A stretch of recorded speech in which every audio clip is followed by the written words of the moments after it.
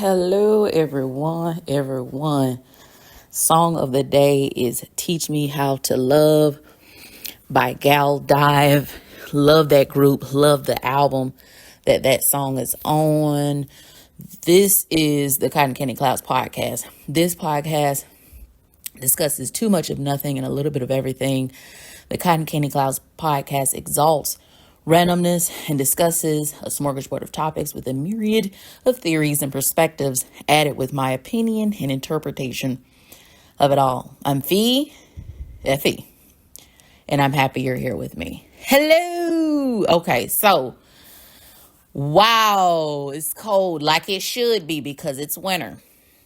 But we'll get into that later. All right, quote of the day is by a very interesting historical figure, James Russell Lowell. He was a poet, a critic, a diplomat, an editor, and he has a very controversial and interesting life, and I implore you to look him up. And so, quote of the day is, "One thorn of experience is worth a whole wilderness of warning." One thorn of experience is worth a whole wilderness of warning. And I love that quote because I myself am a person who never wants to learn a life lesson more than at least 2 times. And quite frankly, like the quote says, 1 time is enough for me. If no times is something that can occur, I'm there. But if 1 time I have to learn a lesson, that's all I need. Some people have to touch the hot stove multiple times. Some people end up burning their whole hand. Some people's hand get chopped off. Some people die. But what I love that James Russell Lowell said is that 1 thorn of experience is worth a whole wilderness of warning. So shout out to James Russell Lowell. He's been gone. But what I will say is he was alive when Neptune was in Aries. That was the last time Neptune was in Aries. He was alive. And guess what else was going on? The Civil War. So I don't know if you felt a shift besides the solar flare and the winter wonderland that we're finally getting. There's a shift in the air. Have you felt it? Are you feeling it? How are you doing, by the way? How is your January going? So there's a shift. One may say, maybe you felt it, maybe you didn't. That's fine. And what happened is Neptune was in Pisces, and now it is in Aries. I don't know much about when the planets are moving into another constellation, etc., but sometimes I do recognize that there are points in my life, in a year, in a day, an hour, if you will, where something shifts, and lo and behold, you know what I'm saying? There's something going on in that sky. So there's something to it is what I'm trying to tell you. Okay. And I think it's pivotal and important. Of course, you know, here on the Cotton Candy Clouds podcast, we love journaling. And so I think it's pivotal that people do document the weather as well as how you feel, as well as the constellations and the sky cap, if you will. Let's turn now to book of the month, which is, for a few more days, Forrest Gump by Winston Groom. Now listen, you know, I try to do what I can do when I can do it. And so sometimes I do get distracted. I told you I've been very laissez-faire, if you will, during this January 2026. I'm trying to chill out. Again, I feel like I'm working against myself sometimes in trying to chill, but also trying to, we all have that natural, got to get up, got to get going, got to do plenty things. And it is plenty things for a human to do. But I didn't finish. I'm saying all this to say, to make a short story long, I'm saying all that to say I didn't finish Forrest Gump. However, I can tell you some things. So first of all, it is a good book. Now, if you're Black and you're reading, don't hold your breath, but do hold your heart, because Forrest Gump is born in the South, in Alabama. And so, of course, I'm sure Winston Groom did his research. Also, this book takes place within the 50s, 60s, 70s, etc. So you're dealing with those 3 decades.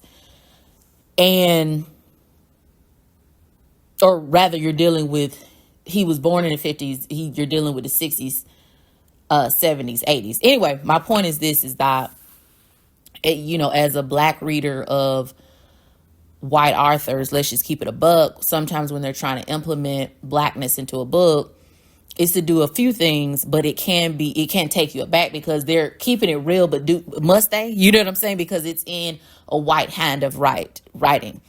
And so that happens, but as some quote unquote charismatic authors do, like Winston Groom did, they juxtapose, because the character Forrest Gump, and he's speaking in first person, he's the narrator, which I like.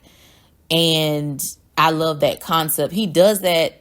I hate to compare the two, but the movie, yes, that happens in the movie, but it's so much better in book form when you have the narrator be the main character or the protagonist or whatever you want to call them. And so what authors like Winston Groom do when you're dealing with these time capsules, you're dealing with your character in the story plot, dealing with other races, cultures, etc., you kind of juxtapose the acceptance and the openness that other races and cultures have, which he does in Forrest Gump. Of course, we know Forrest Gump himself calls himself a halfwit and prefers the term.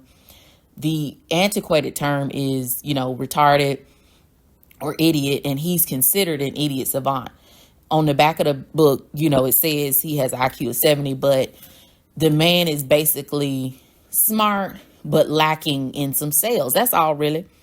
Probably got a hit at a tizzy, and that's about it. And so, if you've seen the movie, you probably know most about him. But what I will say is that Forrest Gump, the adventures that they mention in the movie, Forrest Gump does way more than that. I mean, the man goes to China, okay? And I didn't even know, this is a spoiler, but Forrest smokes weed, Lord. He smokes cannabis. And, back then they called it dope, which is crazy to me because that's a whole nother thing. But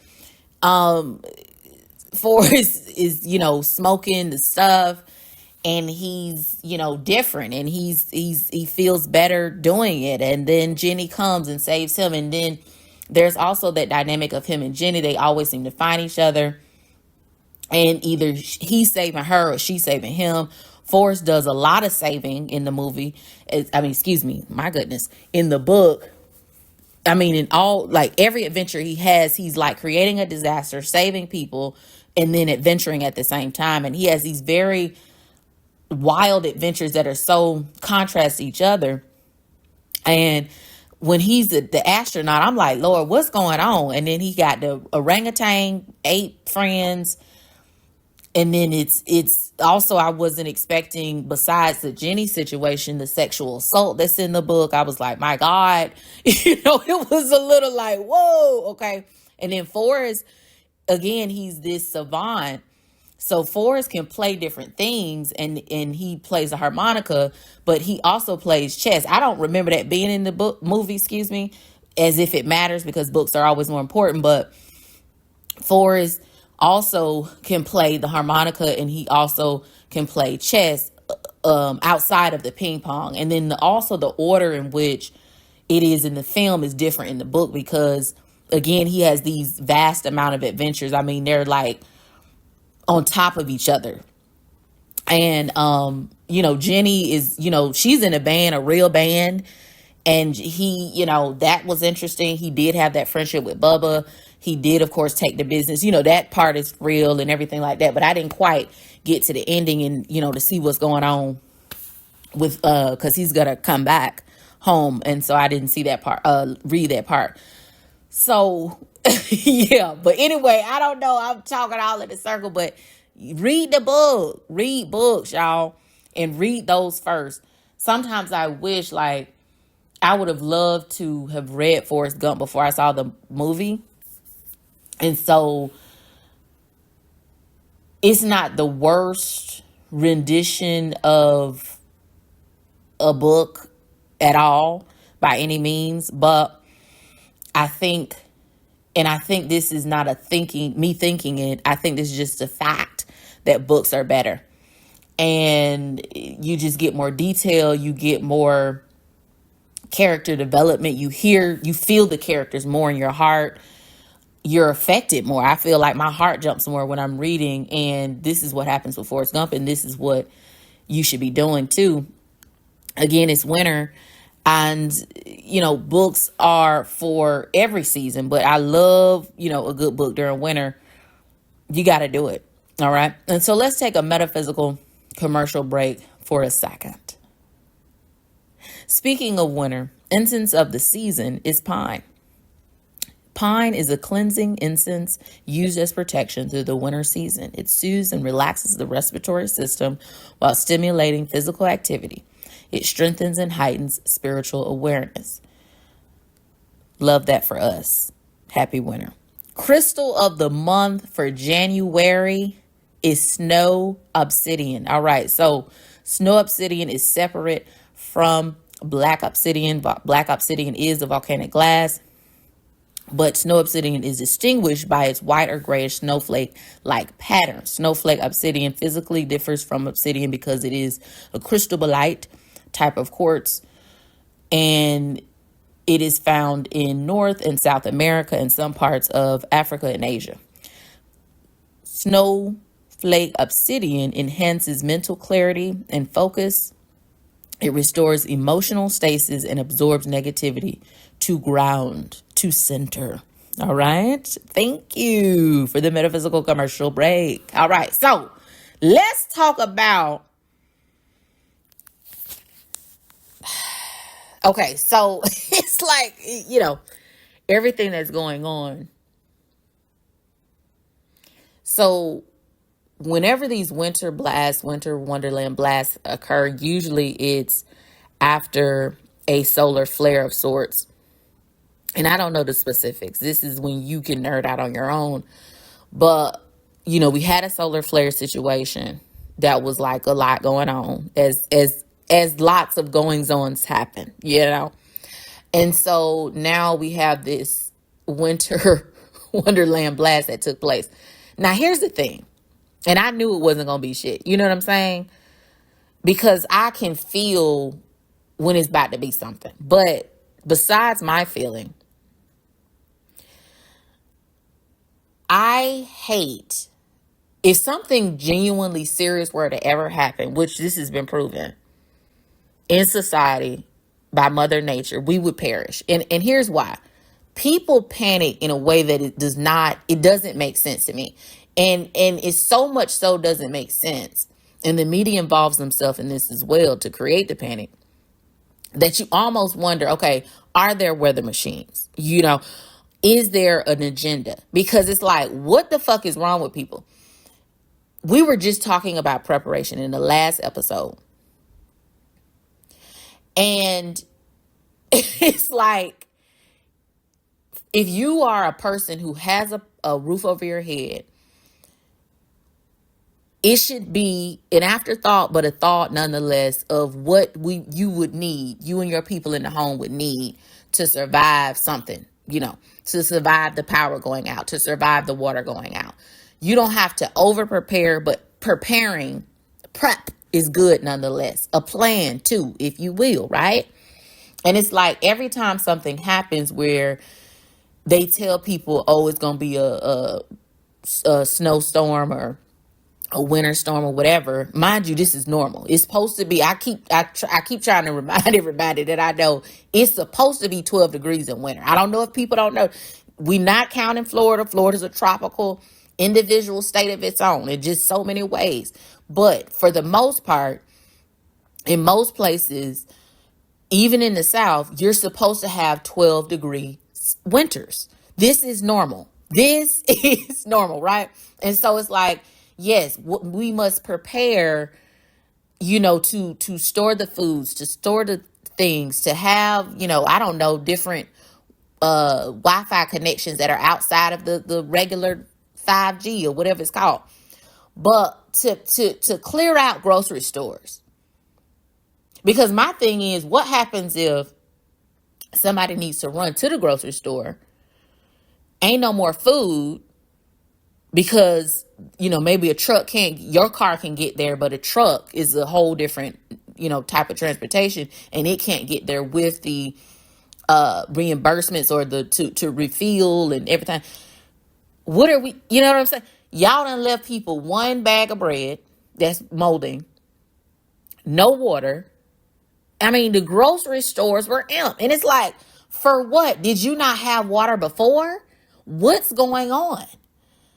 And it's like, I can't figure out if that's the mind of the people, if that's the panic of the people, if that's the agenda of the media, because also the media didn't know what they're talking about. Listen, I don't know if everybody forgot, and we talked about this on the pod as well. The weather, the meteorologist centers and things many of them have been disbanded and defunded. And so sometimes the weather apps, they're not always right. Sometimes the meteorologists, even themselves, and they don't say this, which they should, but they can't because Lord have mercy. But sometimes they're wrong as well because they can't see everything. If they're being defunded and their machines are being disbanded and stuff and everything, there's only so much they can see as well. NASA's a private, its own thing. They can't go, borrow the information from there. NASA want to worry about other stuff, So no one's really getting the real weather cap on the weather app. And so there's not, I can't say necessarily misinformation, but it's an overestimation, I feel like, of what's going to happen with the weather. And it's just like people are panicking, and it's just weird. It's strange. And I'm like, I can't tell if it's more humans than I thought in the United States or less, because I'm like, if you have a baby or something and they need formula, I'm assuming people are suffering when stuff like this happens. Because if you have a child who has special needs, or, just a baby in general who might need some formula or something, you got to go to the grocery store. It's like, it's a lot going on with the whole emptying of the groceries. And then my thing is also grocery stores. I'm sure if Waffle House has a weather system set up, grocery stores, I'm sure, do too. Why are y'all underselling shit? This is the world we live in. And it's just like, it's like, what's going on? Nobody's using their thinking caps. And I know maybe your thinking caps are frozen, right? I don't know what's happening. It's like people have lose their minds every time something happens. And also people complain. If there's any time that you want, believe it or not, I know this sounds crazy, that you want the power to be gone, off, or something to be frozen, or something to happen in your home, it should be when it's cold. If it is hot, shit is awry. We're dealing with bugs, we're dealing with rot. It is not a good time. Winter is the better season. And y'all acting like winter is a curse amongst society. And it's like, what do y'all want Mother Earth to do? Do you want her to live or not? Damn. We have not gotten real winters within the last, 5 years, 6 years. We're finally getting back, and barely, by the way, because remember, 2 weeks ago or a week ago, it was 70 degrees. I know where I was. And it was winter. It's like, can we be grateful? Can we praise Mother Earth and the sun for trying to work together to have us live? Or maybe y'all do want to die. I don't understand. I'm like, the panic, the everything, it drives me up a wall, because I just can't understand why people don't think. The grocery stores aren't thinking. The media isn't thinking.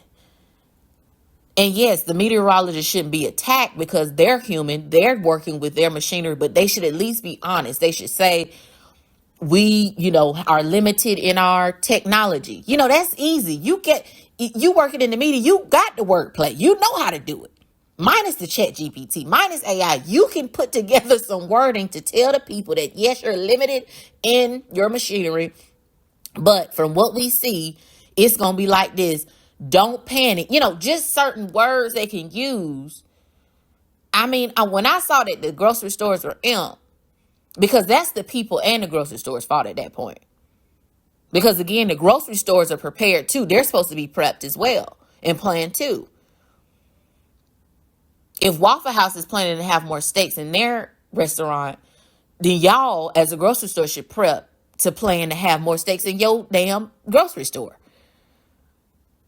And everybody doesn't have, that's the thing, when people panic and do all this out buying and then the grocery stores themselves undersell, when people need something, they can't get it. When people actually need, because life still moves, people forget. People still have to work, drive, all kinds of stuff during these storms. If certain jobs you have, they may shut you down. But for the most part, people have to still work. Honey, life doesn't shut down, and it shouldn't. Because it's cold outside, because it's this damn winter season. Now, yes, I have been a promoter and a proponent of, yes, resting during winter, but still life must flow. My God. Listen, I hope that y'all have gotten into, while you're resting, gotten into watching Welcome to Derry, Stranger Things, Orphan Black, Found. I wanted y'all to remember the quote of the day for episode 12 of this season 4, Meliorism for 2026. Death is not the problem, waiting for it is. Okay. And just to reiterate the fact that besides the weather, things have been happening. People have been dying. Moments are going on. And one of the things that brings us back to the quote of the day for today by James Russell Lowell is that, and it also ties into us going into a new era of Neptune being in Aries, is that time is cyclic.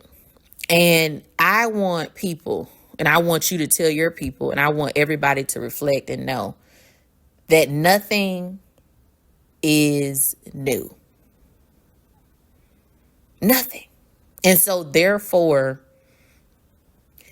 us waiting to die should be a better and a more enjoyable experience, because we're not waiting. Actually, we are celebrating, we are evolving, we are revolutionizing, we are inventing, etc. And it really, it's like no one, even though history is a thing, people get whoop-sided because somebody wants to take down a monument.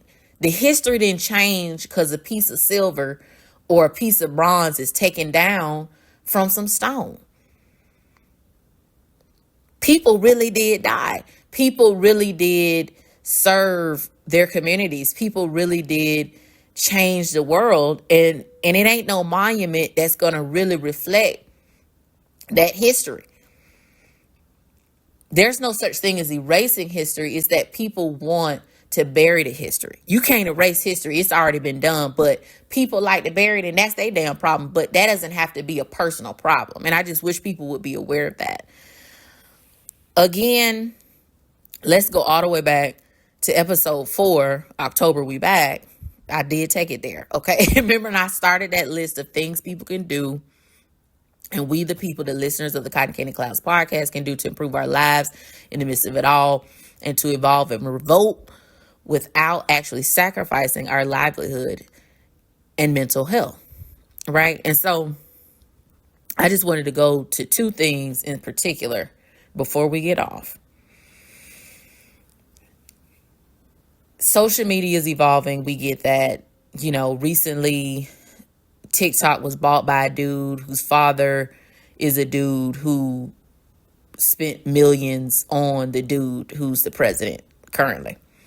And so that is convoluted in itself, right? But one of the things I have been wanting to do, and now I really can do it, because who's to say that I'm really going to be using these social media apps besides posting the things that we talk about on the Cotton Candy Clouds podcast, is clearing out my bookmarks. I don't know about y'all, but I save. Sometimes I'm not fully invested in social media when I'm on it. And so I'll bookmark until I can bookmark no longer. I've never met that limit yet, but thank goodness. But I'm a bookmarker. You know what I mean? And so one of the things I've been wanting to do is clearing out my laptop, my phone, my email, everything with the bookmarks, with the stuff I'm saving, print it out, do something with it. In combination of me learning what, scrapbook journaling is, putting stuff in there to commemorate and for memorabilia's sake and everything. And I want to encourage y'all to do the same. Do some journaling, do some scrapbook journaling where you throwing in different tickets and things. And I don't know, whatever in the book with the journal, if you will, clear out your damn phone. Okay. Your laptop, your email specifically, all electronics. Another thing about the electronic situation is I really hope that y'all can get more physical media. Like, of course, I'm going to tell you to buy some books. Of course, please support small book business as well, because 17 Barnes and Nobles cancels out the 17 mom and pop bookstores. But of course, buy books. But also DVDs, CDs, cassettes. I don't know who's listening, who was alive for the cassette tapes. Come on now. VHSs. Let's do it. Buy the old TVs with the V8. All these technologies, as long as they electricity work, they can still plug in. We've got to embrace it. We've got to go back. Analog ain't bad. It ain't. Let's do it.